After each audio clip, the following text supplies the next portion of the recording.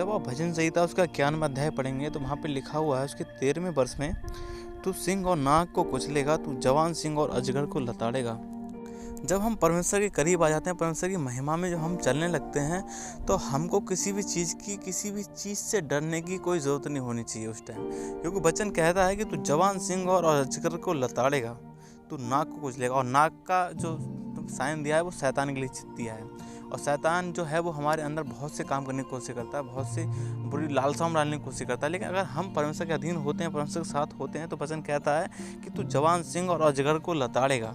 मतलब उन सब से तेरी कोई भी हानि ना होगी, क्योंकि शैतान का काम जो होते हैं वो सब संसारिक काम होते हैं। अगर हम परमेश्वर के अधीन होते हैं तो हम संसारिक कामों से दूर हो जाते हैं। और इसी के 14वें वर्ष में लिखा हुआ है, उसने जो मुझसे स्नेह किया इसलिए मैं उसको छोड़ाऊंगा।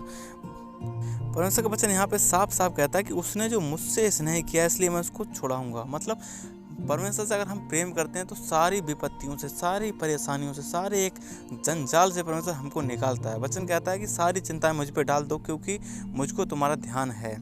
हर एक बोझ, हर एक परेशानी, हर एक दुष्ट की चाल को परमेश्वर के नाम से मतलब लज्जित करो, परमेश्वर के नाम से कैंसल आउट करो, सब परेशानियों को परमेश्वर के ऊपर डाल दो। क्योंकि वचन कहता है कि तूने जो मुझसे स्नेह किया है इसलिए मैं तुझे हर एक विपत्ति से छोड़ाऊंगा, मैं तुझे ऊंचे स्थान पर रखूंगा, क्योंकि तूने मेरे नाम को जान लिया है। जो परमेश्वर को जानते हैं वो उसके नाम का भय मानते हैं, और परमेश्वर का भय मानने से आयु बढ़ती है। परमेश्वर के भय मानने से हम इंसान अपनी पूरी ज़िंदगी जीने पाता है, पूरी लाइफ जीने पाता है।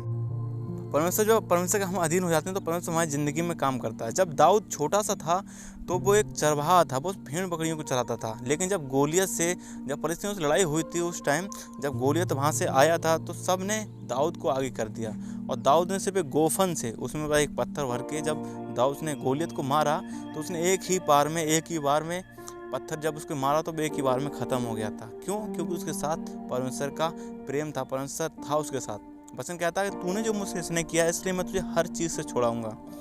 और वचन इसी में ये कहता है कि तेरे निकट 1000 तेरे दाहिने हो 10,000 गिरेंगे, लेकिन वो तेरे पास ना आएगा।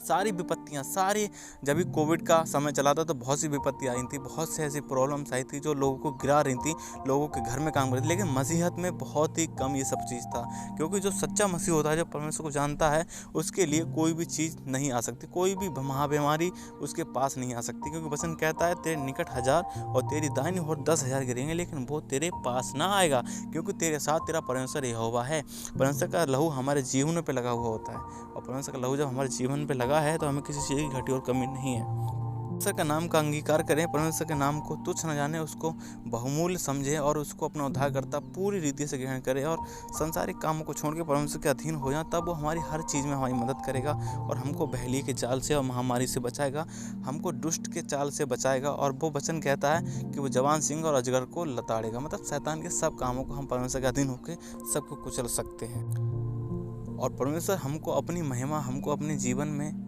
दिखाएगा, ताकि हम परमेश्वर के नाम का भय माने।